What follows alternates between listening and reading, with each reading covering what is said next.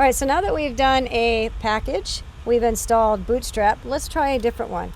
I'm going to try Lite Server. So in the search bar, type in Lite Server and do a search, and you'll have one that looks like this. Now what this is doing is providing us a live server that serves up our files, and some of you might already be using the extension Lite Server on, like if I do a search here on an extension called Live Server, you might already be using this extension. And if you are, technically they're the same thing. However, I want to use it out of NPM because even though it's the same thing and you can use it from here, this gives us a great opportunity for some of the discussion that we have on how to use NPM, because I love the documentation for this particular extension or package. So looking at how we use Lite Server as far as NPM is concerned, installing it as a package in our project, again, this says npm install Lite Server. And so we're going to do that. So it says here npm install Lite Server, but notice now there's this -- save dev option. So that is an option, it's not necessary. So I'm going to put it in there just to show you what it's doing. So if you just do npm install, I will show you what would have happened. And then I'm going to add this save dev so you can see the alternative. Yarn is a sister to NPM, so that's all it is. It's an alternative. So I'm going to come back to this documentation in a minute, but I'm going to run this line. npm install Lite Server, and then I'm going to add the save dev flags at the end. So I'm just going to paste that in here, and I'm going to go ahead and run it. So it's going to install, and I'll put this on pause while it's installing. All right, so now that it's finished installing, I've got my command line back. Let's look at the package.json first of all.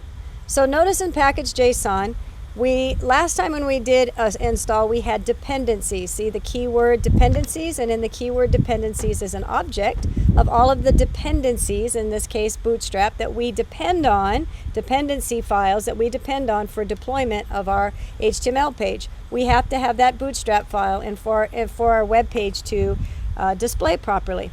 But if we had not done that -- save dev, our Lite Server would have been also up here next to Bootstrap, just like this. However, that's not technically correct as far as our conversation goes, because Lite Server is only something that we're using during development. We only need a server while we're developing our web page. Once we publish the web page, we no longer need this. So just as a way of notating what we have, the packages that we're utilizing, by using that -- save dev, it created this object called dev dependencies, development dependencies, and these are the packages that we installed with the intentions of using them just during development. In other words, I want to have a live server available to me while I am in development. I don't need to deploy those files. I'm just deploying publicly when I publish my site the dependency files. All right, so that's the difference there. All right, so the next thing I want you to look at is in this documentation, it says inside package.json, you want to have a key value pair of scripts that has an object. And if we look in our package.json, there's already a scripts in here. So we already have this scripts part that came automatically when we created the npm init. So we're going to add to our object this piece right here that they're asking us to add. So we're going to do that. I'm going to copy it. And remember, this is an object. So I just need to separate the values that I have in my object, key value pairs, with a comma. So make sure you put a comma, and then we have this dev Lite Server that it suggested. Well, what is that doing? Well, I'll show you. So whatever word you have here as your key, or other words, whatever's in green, it's just a name of a script that will run automatically for us when we use this word dev or we use this word test. And what I mean by that is, if I come back into my command line here, and I'm going to type in clear just to clear out my real estate there, and I type in npm run, and then I put in the script name, in this case test. Let's try that one. So npm run test, run the script that's called test. And when I do that, then what you should see is we get this output that says echo error, no test specified, and exit. So it just output that line. Okay, well, that doesn't do any good. I realize that. So I'm going to do npm run dev, and let's see what happens. So npm run dev. And what it's going to do then is it's going to spin up my live server. So notice that this is being run from localhost 3000, as opposed to when I open up the file directly, just, what do we usually do? We usually do something like view in browser. So here I'm just opening it up directly from the file directory, but now we're actually being served a live page. So that means that every time I make a change on my page, let me just demonstrate that.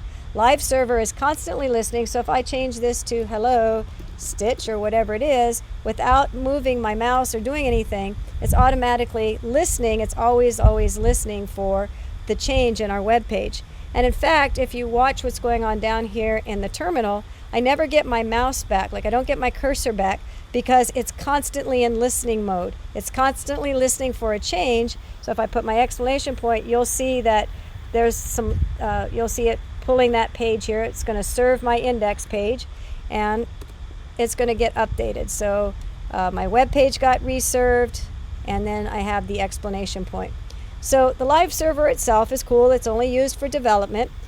We do have the extension that you could use in its place, but the nice advantage of this is I get the opportunity to show you a little bit more about this conversation here.